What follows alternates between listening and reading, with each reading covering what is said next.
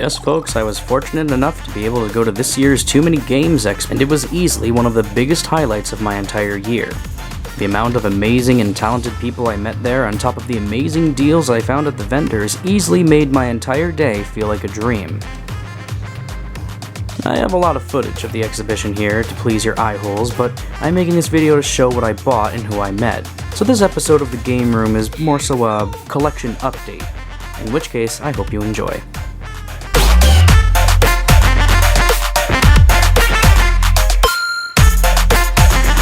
Well, I spent my first hour waiting in line with a bunch of Sonic fans not knowing what lay ahead. All I knew was this was a Sonic-related line. To my surprise, I actually saw it was a signing booth, and I got to meet and talk to some of the coolest people related to Sonic. First off, I met the amazingly talented and hilarious Mike Pollock, voice of Dr. Eggman, who graciously signed my Toy Island Dr. Robotnik action figure. You don't even understand how happy that made me. Next, I got to meet Johnny Jewelli of Crush 40, who I actually met 3 months prior at another local convention. I got his signature again because why not? He's a terrific guy. And to my surprise, there was John St. John in front of me, voice actor of everyone's favorite cat, Big the Cat. I got his signature and a picture with him as well.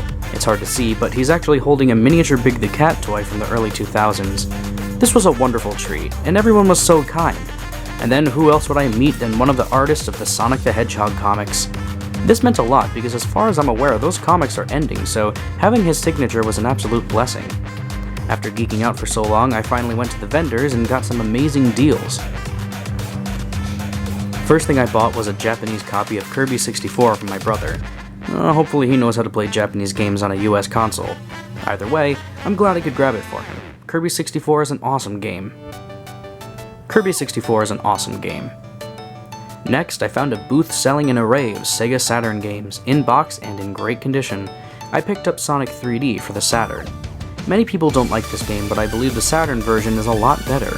The visuals got an upgrade, and the music is some of the absolute most beautiful game music you'll ever hear. Very happy to add this to my Saturn collection. He shall sit next to knights. Oh, but it wouldn't be a convention if I didn't waste money on toys, and oh boy I did. Well, all jokes aside, these aren't too rare and only cost me $5 each, but they are from childhood. I got some Toy Network Sonic X plushes in the smaller 8-inch scale. Some were tagged, others were not. But I'm happy to have these. They really take me back to when I was a kid and would stuff my childhood Sonic plush in my backpack and bring him to school sometimes. I also grabbed this larger Sonic by Toy Network, and he looks like hot garbage, but I've always wanted a Sonic in this size. And next, I grabbed another Toy Network Sonic. However, this one means a lot.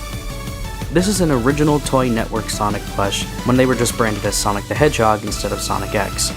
You can tell because Sonic's flesh tone is a lighter color, as well as his blue being a darker shade, and the overall construction and build is miles better than the Sonic X versions.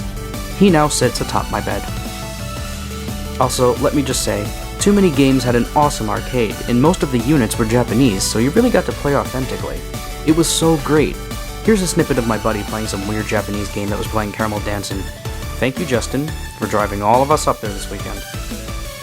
However, the clock hit 6 and in an hour we'd be leaving. It was crunch time, and I had to find more stuff. Now, rule of thumb for conventions, when it's almost time to close, some sellers will just give you things for a good price because they don't want to drag them back with them.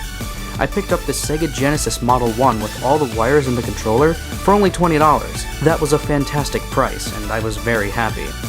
As we were leaving, I decided to take one last look around the vendors and found something I needed to pick up, and I'm so happy I found. This stupid, cheesy McDonald's LCD game. I'm honestly going to save this item for its own episode in the future, but let me tell you right now, these McDonald's games with Sonic on the front were my absolute very first Sonic item I ever owned and my very first entrance into the world of Sonic games. Yeah, my brother played Sonic 1 many a time and I watched him, and Sonic Heroes was my first Sonic game I got for a console, but this game right here was my first Sonic anything. My first game, my first toy, and I played it till I wore it thin. Out of all the items I picked up, I was very happy to have found this. And so everyone, that's my little collection update and my Too Many Games video. Friends, if you ever get the chance to go to a convention like this, don't pass it down. This was a fantastic time, and I'm so happy I got to spend the day with my closest friends, and even say hello to some I haven't seen in a year. It's a day I will always remember. Take care, everyone.